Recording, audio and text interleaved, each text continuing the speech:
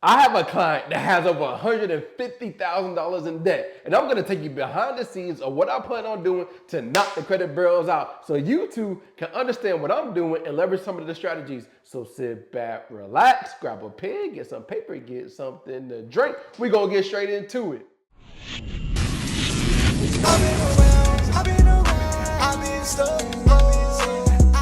What's up, family? I'm back with another one. Hey, if you're new to the channel, hey, welcome to the family. So in today's class, I'm going to be discussing what I plan on doing in the first round, because once you understand how the system works, you too can increase your chances of knocking the credit bureaus out. So first things first. As you can see, there are multiple accounts on this person's credit report. As you can see, right, we have 38 accounts, right, 52 inquiries, 9 personal information that's incorrect.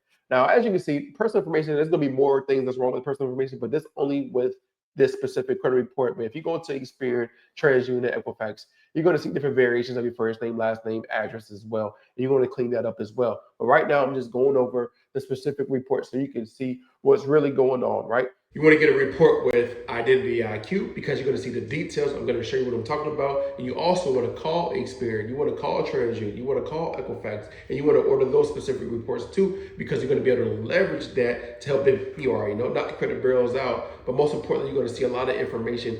And when it comes to the hard inquiry section, you're going to be able to leverage that because of permissible purpose, 15 USC 1681B.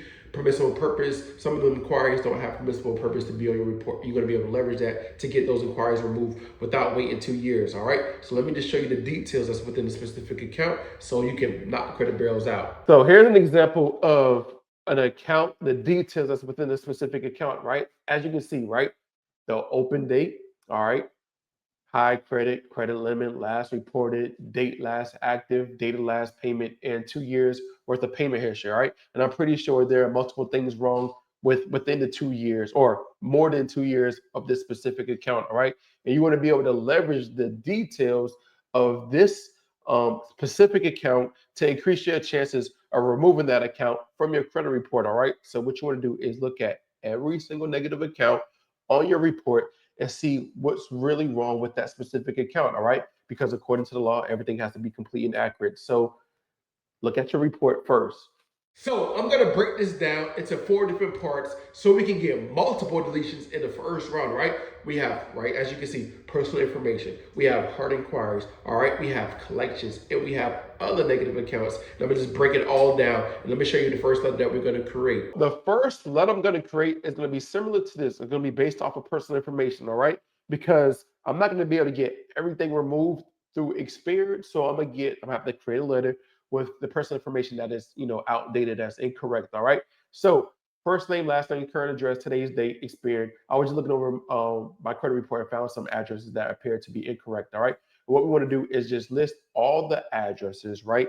The different addresses that we couldn't dispute on Experian. All right. And then from there, we're going to list all the addresses. We're going to also going to list the different variations of the first name, last name, the phone number, anything that we couldn't get removed from Experian.com or TransUnion or Equifax.com, right? We're going to put this on a specific letter, all right? And once we put this on a specific letter, of course, we're going to add 2 forms of identification and send it off, of course, and wait and get those, that personal information cleaned up, all right? So as I'm waiting to get these personal information deleted, right? It's not going to take time because it's easier to get personal information removed like within a week, probably less than that, all right? So as I send that off, get the personal information removed. All right, you already know Experian Trades Equifax is going to play crazy.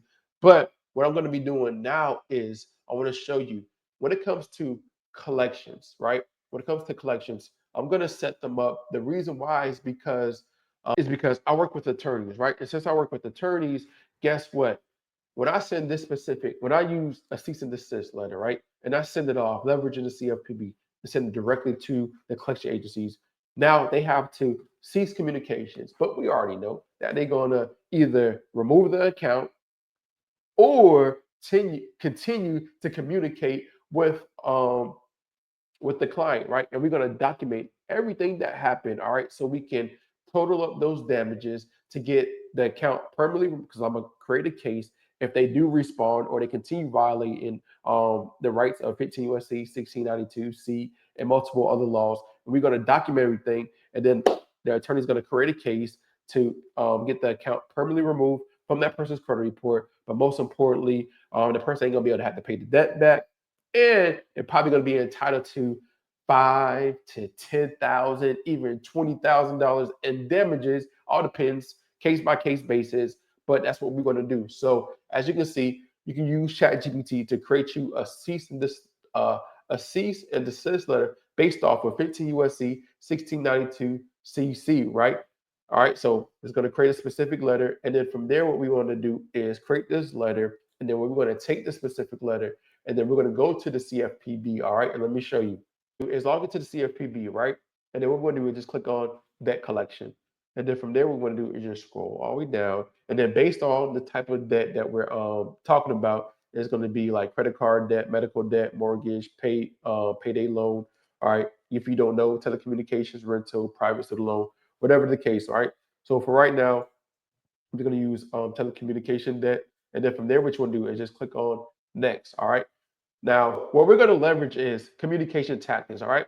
I already talked to this client, and they already told me that, hey, I told the debt collector to stop calling me, and they continue to call me because we already know the specific laws. All right. So if you tell the debt collector to stop calling you, and they continue to call you, or it's inconvenient at this specific time, and they continue doing this, you can leverage other specific laws.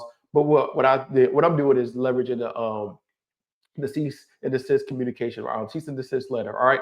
So click on communications, right? Tactics. All right. And then from there, what you want to do is you can put the phone number if you already, now, which best describes this problem? All right. Call before 8 a.m. or after 9 p.m.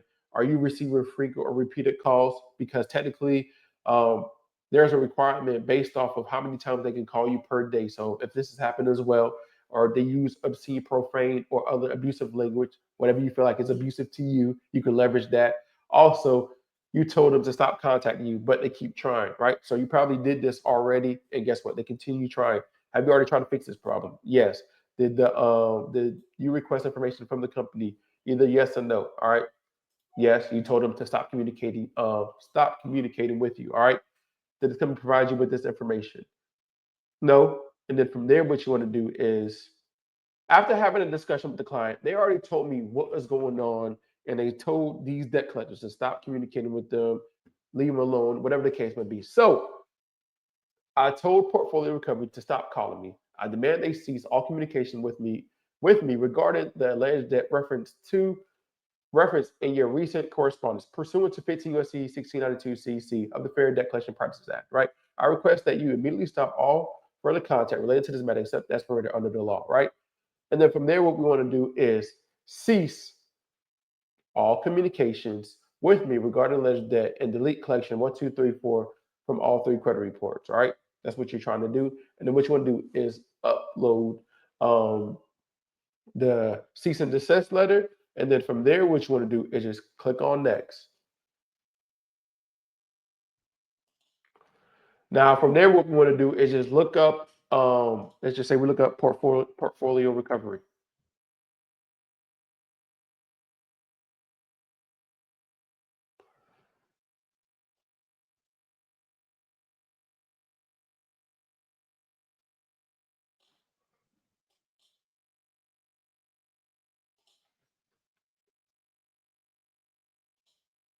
Then we're going to put the account number, your last four, your social, right?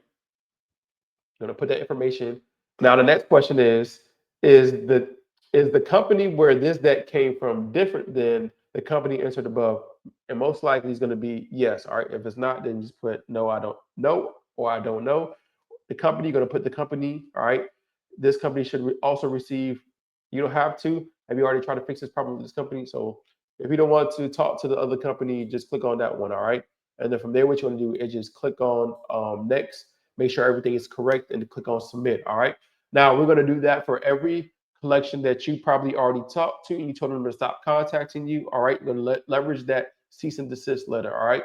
And then from there, what you want to do is once you send that off, of course, that's going to take about 14, 14, 15 days for them to respond back to the CFPB. And then from there, also, in the meantime, what we're going to be doing is creating our letter. All right. So let me show you what I'm talking about. So the letter that you want to be create is going to be based off of the details. That's what's wrong with that specific account. All right. So as you can see, you're gonna put your first name, your middle initial, last name, address, city, state, zip code. All right. And then from there, today's date. Who are we talking to? Are you talking to Experian? Are you talking to TransUnion? Are you talking to Equifax? All right. I'm being in the first round.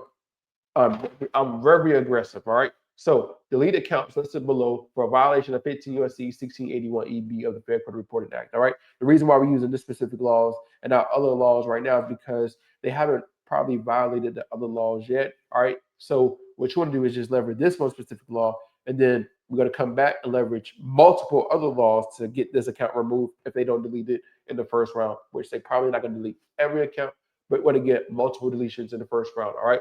So we're going to put the account name and account number, right? And then 9 times out of 10, if you look at the account details, you can change this up, right?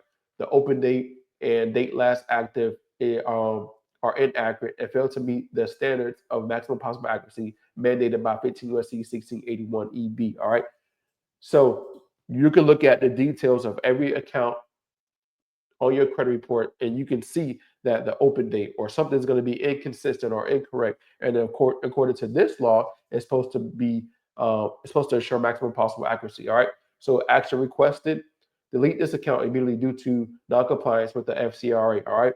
Like I said, we're going to be very aggressive to get these accounts removed. And what we want to do is list off every negative account that if you did a dispute through the CFPB, you're going to leverage on this specific letter. All right. And then what we want to do is attach 2 forms of identification. All right. You're going to attach 2 forms of identification to this letter. All right. And then from there, what we want to do is we want to download it as a PDF. All right. So we're going to download this as a PDF. Okay. And then from there, what we want to do is go to this website right here. So we're going to go to this website right here. We're going to create an account if you don't have an account, because I know some of y'all don't have the time to go to the post office and wait and send it certified. So we're going to leverage this website right here. And then what we'll do is just click on start a job. And then from there, what we're going to do is just scroll all the way down and click on certified letter. All right. And then from there, what we're going to do is actually list out the let's say Experian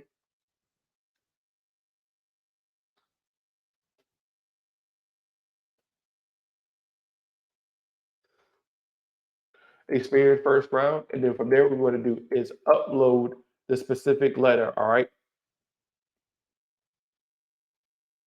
So that's the reason why you want to save it as a PDF, because it's only PDF you can upload. So save that letter once you add the 2 forms of identification, right? And then from there, what we want to do is just scroll all the way down to the bottom, right? And then from there, what we want to do is they're going to be looking for the address, but we want to click on manual and add the address manual. All right. So you want to add this specific address. Let's just say we're sending this letter to Experian. All right. So and then from there, what we want to do is, of course, put our personal information, right? So return address, you're just gonna put your information right here. All right, and then from there, what we're gonna do is just scroll all the way up to the top and then process this job. All right. And it's gonna take a little time to process. It's gonna do it's gonna do its thing. But once it's fully imported, here's what you want to do next. All right, so click on here, right? And then what you're gonna do is sure this is a tab. Yeah, I did put the wrong address. So Experian PO Box 4500 Allen, Texas 75013. All right. And then from there, what you want to do, as you can see, it has, you want to double check everything. All right. So just look over everything, make sure everything is correct. Make sure, you have the letter, add the 2 forms of identification. And then from there, what you want to do is after that, go back after you verified everything and make sure everything's good to go back and then pay and approve and send a letter to Experian. You're going to send a letter to TransUnion, send a letter to Equifax. So that's my plan to knock the credit bureaus out in the first round. I'm going to get multiple deletions and the client's going to be excited. All right. Now, I'm going to continue giving you updates and show you what I plan on doing next in the second round, third round, because it's going to take, of course, it's going to take time to get all those accounts removed from the credit report. All right. So I'm going to continue updating you and showing you what I plan on doing so you too can increase your chances of knocking the credit bureaus out. All right.